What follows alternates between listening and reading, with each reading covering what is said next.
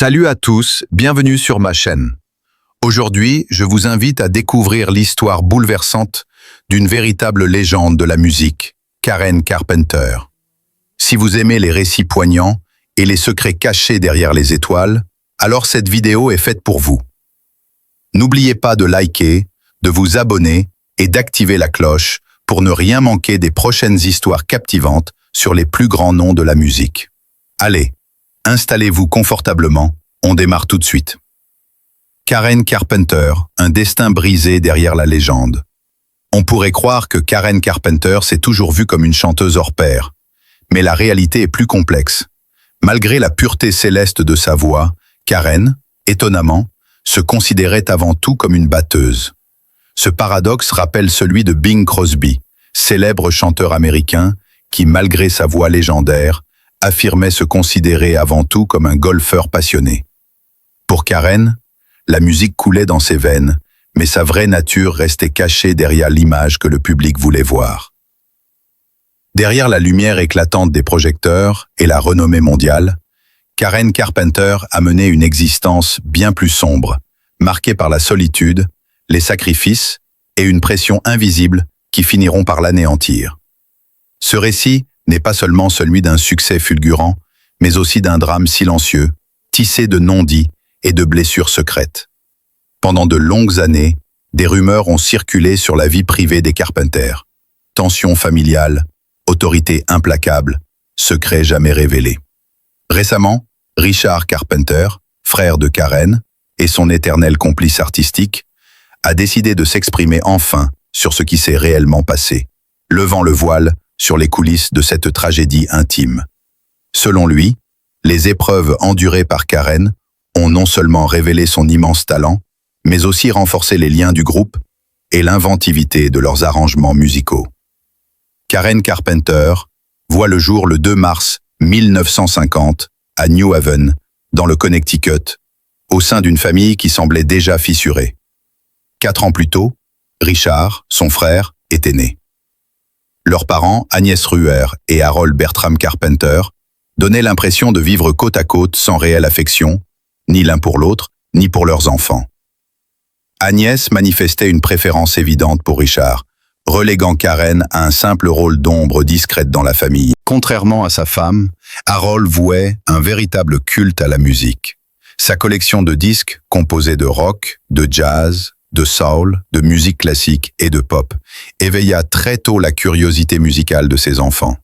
Il les encouragea à explorer cet univers, convaincu qu'il pouvait changer leur vie.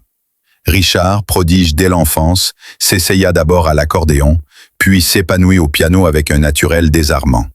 Karen, quant à elle, montrait peu d'intérêt pour la scène ou l'interprétation, préférant simplement écouter la musique en silence. Ce n'est qu'à l'adolescence que Karen commença à ressentir un attrait pour le chant et les instruments. Malgré les querelles propres à tous les frères et sœurs, Karen et Richard sont restés unis, complices dans leurs rêves et leurs jeux. Karen débordait d'énergie, adorait le baseball et était régulièrement choisie la première par les enfants du quartier, bien avant son frère, ce qui n'était pas sans irriter Richard. Mais dans l'intimité familiale, la préférence d'Agnès pour Richard devenait de plus en plus évidente. Elle prenait systématiquement sa défense et trouvait toujours un moyen de faire retomber les reproches sur Karen, même pour les plus petites erreurs. Lorsqu'il eut 16 ans, Richard avait déjà acquis un niveau impressionnant au piano. Les parents, misant tout sur le potentiel de leur fils, décidèrent de tout quitter pour la Californie du Sud en 1963, une région en pleine effervescence musicale. Karen, attachée à ses amis et à ses repères, n'eut pas son mot à dire. Pour elle, ce déménagement fut un arrachement, un sacrifice imposé par l'ambition familiale. Désormais, tous les espoirs reposaient sur Richard et sa carrière musicale. À Los Angeles, Richard débuta dans les clubs, n'hésitant pas à mentir sur son âge, puisqu'il était encore mineur. Karen, de son côté, voulant éviter les cours de sport, s'inscrivit presque par hasard à la fanfare de l'école, une décision anodine qui allait transformer sa vie. Elle découvrit alors la batterie, un instrument qui lui permit d'exprimer une facette insoupçonnée de son talent. In 1965, Richard Criollo, Richard Carpenter Trio avec Karen à la batterie et leur ami Wes Jacobs à la basse. Le dispute était fréquent, les désaccords inévitables, mais la passion de la musique finissait toujours par l'emporter. Derrière l'harmonie de leurs chansons, un combat silencieux se jouait, celui d'une jeune femme inquiète d'amour, de reconnaissance et surtout de liberté. Après les débuts prometteurs du trio, dans lequel le nom de Karen figurait d'ailleurs dans le titre du groupe, les jeunes musiciens se firent rapidement remarquer sur la scène locale grâce à des performances envoûtantes. Ils enchaînaient les reprises de morceaux populaires tout en mettant à l'honneur les compositions originales de Richard, attirant un public fidèle. C'est en 1966 qu'ils connurent le premier véritable succès. Ils remportèrent un concours musical d'envergure en Californie, ce qui leur valut de signer avec le prestigieux label RCA Records. Malheureusement, le destin ne joua pas en leur faveur. À l'époque, leur style jazz doux peinait à rivaliser avec la vague de rock déchaîné qui submergeait l'Amérique. Très vite, RCA rompit leur contrat, précipitant la dissolution du groupe. Malgré ce revers cuisant, Richard refusa d'abandonner ses rêves. Il monta alors un nouveau groupe baptisé Spectrum, misant cette fois sur des harmonies vocales sophistiquées. Mais le succès se fit attendre. Spectrum sombra rapidement dans l'oubli. Pourtant, cette période fut décisive. C'est à ce moment-là que Richard découvrit pleinement le potentiel unique de Karen. Non seulement elle était une batteuse talentueuse, mais sa voix pure et cristalline était envoûtante. Conscient de ce trésor, Richard persuada Karen d'assumer le rôle de chanteuse principale. À cette époque, Karen n'avait que 17 ans et pesait environ 65 kilos, légèrement au-dessus des canons de beauté de l'époque. Après un régime intensif qui lui fit perdre 5 kilos, elle reçut de nombreux compliments. Malheureusement, ce fut le début d'une obsession dangereuse pour le contrôle du poids. L'année 1969 marqua un tournant. Un ami envoya une maquette de Karen et Richard à une maison de disques. Et très vite, le célèbre trompettiste Herb Alpert, cofondateur du label AM Records, tomba sous le charme de la voix de Karen. Il leur proposa immédiatement un contrat. Karen étant encore mineure, ce furent ses parents qui durent signer à sa place. Le 9 octobre 1969, les Carpenters sortirent officiellement leur premier album, Offering, sur lequel Richard tenait la plupart des parties vocales principales. Mais l'accueil fut mitigé, poussant les responsables du label à douter de leur potentiel. Herb Alpert, convaincu du talent du duo, maintint pourtant sa confiance et joua un rôle crucial dans leur ascension. C'est aussi grâce à lui que les Carpenters eurent accès à la chanson qui allait bouleverser leur vie, They Want to Be Close to You. Ce morceau, pourtant déjà enregistré par de grands noms comme Dionne Warwick, Dusty Springfield, ou même Herb Alpert lui-même, n'avait encore jamais trouvé le succès. Alpert croyait dur comme fer que Karen et Richard pourraient en faire un tube. Après quelques hésitations, le duo accepta de l'enregistrer. Le 14 mai 1970, Close to You sortit dans les bacs et devint instantanément un phénomène national. En 6 mois, le single se vendit à 3 millions d'exemplaires et, le 25 juillet 1970, atteignit la première place du classement Billboard Hot 100, marquant le véritable envol des Carpenters. Le succès s'enchaîna. À la fin de la même année, alors qu'il regardait une publicité de mariage à la télévision, Richard fut inspiré par une simple mélodie pour composer We've Only Just Begun, une ode aux nouveaux départs amoureux. 3 mois à peine après le triomphe de Close to You, le nouveau single fit également sensation et grimpa jusqu'à la 2e place du Billboard, juste derrière le chef-d'œuvre de Simon et Garfunkel, Bridge Over Troubled Water. Le titre rapporta au duo 2 Grammy Awards en 1971 et fut inclus, avec leur précédent tube, dans leur 2e album Close to You, qui sortit fin août 1970 et consacra les Carpenters comme des étoiles montantes de la pop mondiale. L'ascension était fulgurante. Le 15 janvier 1971, Karen lança le titre For All We Know, qui toucha une fois de plus le cœur de millions de fans et se classa 3e au Billboard. Le 23 avril de la même année, Rainy Days and Monday atteignit la 2e place, suivi de près par la ballade poignante Superstar, confirmant le statut du groupe. Ces morceaux figurèrent sur leur 3e album, Carpenters, publié le 14 mai 1971, premier à arborer leur célèbre logo, devenu depuis une icône de la pop. Pourtant, malgré la magie de sa voix, Karen préférait rester à l'arrière, derrière sa batterie, laissant son frère et les autres musiciens occuper le devant de la scène. Mais au début de 1971, face à la pression croissante des fans et des médias, Richard accepta finalement de placer Karen au centre de la lumière, là où sa présence était inévitable.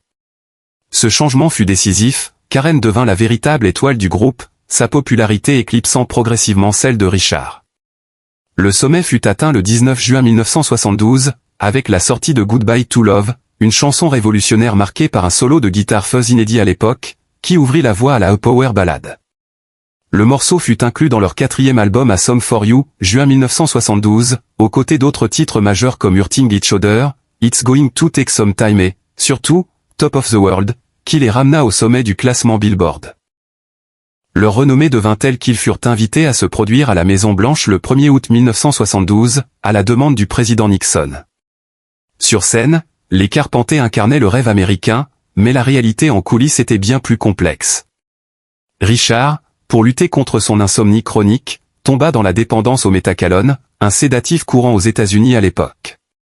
L'addiction s'installa rapidement, l'entraînant dans une spirale infernale, un phénomène tristement illustré plus tard dans le film Le Loup de Wall Street. Tandis que Richard se battait contre ses démons, Karen, elle, sombrait dans une obsession malsaine pour la minceur, aggravée par une critique de la presse pointant son poids, accompagnée d'une photo peu flatteuse. Cette humiliation publique la poussa à des régimes extrêmes, des privations, et à l'utilisation d'abusifs laxatifs. Richard, malgré sa lutte contre l'addiction, ne cessa jamais de travailler, croyant qu'avec la voix de Karen, il pourrait surmonter toutes les épreuves. Sa persévérance fut récompensée le 1er mai 1973 avec la sortie de l'album Now and Then, qui assaya définitivement la domination des Carpenters dans les charts. Mais plus leur carrière grimpait, plus la santé de Karen déclinait. Dès 1974, elle ne pesait plus que 45 kilos. Elle cachait de la nourriture, consommait des laxatifs en secret et devenait l'ombre d'elle-même. Malgré ses encouragements à l'égard de Richard pour qu'il entame une cure de désintoxication, elle niait farouchement ses propres troubles, affirmant que sa perte de poids n'était que le résultat du stress. En réalité, Karen souffrait d'anorexie mentale, une maladie encore peu connue à l'époque. Pour dissimuler sa maigreur, elle portait des couches de vêtements lors de ses apparitions publiques. Devant les caméras, elle apparaissait radieuse, mais sa santé se détériorait dans l'ombre. Malgré cela, le duo ne s'arrêta pas. Le 6 juin 1975, ils sortirent leur 6e album, Horizon, tandis que les rumeurs commençaient à enfler au sujet de l'état de Karen. Au fil des années, l'apparence de plus en plus émaciée de Karen sema la rumeur, beaucoup croyaient qu'elle luttait contre un cancer. En réalité, dans sa quête désespérée d'une silhouette toujours plus fine, Karen se mit à utiliser du sirop d'IPK, une substance qui provoque les vomissements et endommagea davantage son corps déjà fragilisé. Malgré tout, sa famille restait dans l'ignorance la plus totale de l'étendue de sa souffrance. À partir de 1975, la carrière des Carpenters commença lentement à décliner. Leur 7e album, A Kind of Hush, sorti le 11 juin 1976, ne rencontra pas le succès espéré. Mais à ce stade, leur empreinte sur le monde de la musique était déjà indélébile. Plus de 150 millions de disques vendus à travers la planète, et la voix de Karen Carpenter, douce, poignante, inimitable, reconnue parmi les plus grandes de l'histoire. Pourtant, la gloire ne pouvait combler le vide dans le cœur de Karen. Elle fréquenta plusieurs hommes en vue, sans jamais trouver l'amour véritable. Au début des années 80, elle fit la connaissance de Thomas James Burry, promoteur immobilier de 9 ans son aîné, lors d'un dîner dans un restaurant chic. Derrière son assurance et ses manières élégantes, Burry cachait une réalité douloureuse, il était criblé de dettes et cherchait désespérément une porte de sortie. Émue et vulnérable, Karen tomba rapidement amoureuse. Après quelques mois, Burry demanda sa main et ils organisèrent un mariage somptueux, prévu pour le 31 août 1980 au Crystal Room du Beverly Hills Hotel. À 30 ans, Karen croyait enfin toucher du doigt le bonheur d'un foyer et d'une famille. Mais quelques jours avant la cérémonie, le choc, Burry lui avoua, froidement, qu'il avait subi une vasectomie et ne pourrait jamais avoir d'enfant. Dévastée, Karen voulut tout annuler. Mais sa mère, intransigeante, s'y opposa fermement, les invitations étaient déjà envoyées, la famille déjà mobilisée. Désespérée de décevoir sa mère, Karen céda et se maria à une décision lourde de conséquences. Après les noces, le masque de Burry tomba. Il dilapida l'argent de Karen dans des dépenses extravagantes et la fit sombrer dans l'enfer de la violence psychologique et physique. En moins d'1 an, Incapable de supporter plus longtemps cette relation toxique, Karen demanda le divorce. Mais le mal était fait, fragilisée, elle poursuivit sa course effrénée vers la minceur, multipliant les laxatifs, jusqu'à 90 comprimés par nuit, et abusant de médicaments thyroïdiens pour accélérer son métabolisme. Plus elle cherchait à contrôler son corps, plus il lui échappait. En 1981, son état de santé ne pouvait plus être caché. Prise de conscience, sursaut de survie, Karen partit seule à New York consulter Steven Levancron, spécialiste des troubles alimentaires. Malgré l'opposition de sa famille, elle entama un suivi professionnel. Un moment, l'espoir sembla renaître. Mais à mesure qu'elle reprenait un peu de poids, son corps épuisé n'y survécut pas. Les derniers mois de Karen furent une lutte déchirante entre la volonté de s'en sortir et une réalité médicale implacable. Levancron organisa une thérapie familiale avec Richard et leur mère, expliquant que plus que de soins médicaux, Karen avait cruellement besoin de chaleur humaine et de soutien. Richard tenta d'exprimer tout son amour à sa sœur, mais le silence glacial d'Agnès, la mère de Karen, fut pour elle la blessure la plus profonde, une absence d'amour qui la entrait jusqu'au bout. En septembre 1982, Karen fut hospitalisée à Lenox Hill, à New York, où les médecins décidèrent d'une alimentation intraveineuse pour tenter de la sauver. Mais son cœur, affaibli par des années de privation, ne supporta pas ce traitement brutal. Malgré tout, Karen ne renonça jamais à la musique. Le 17 décembre 1982, elle monta sur scène pour la dernière fois, lors d'une représentation à l'école Buckley de Sherman Oaks, en Californie. Nul ne se doutait alors qu'il s'agirait de son ultime apparition. Le 4 février 1983, la tragédie frappa au petit matin. Sa mère la retrouva inanimée dans sa chambre. Transportée d'urgence à l'hôpital, Karen Carpenter s'éteignit à l'âge de 32 ans. Son départ bouleversa le monde entier. 6 ans plus tard, en 1989, CBS produisit un téléfilm retraçant la vie de Karen. Mais le film fut édulcoré, Richard et Agnès exigèrent la suppression de nombreux passages évoquant la quête éperdue d'amour de Karen et les conflits familiaux.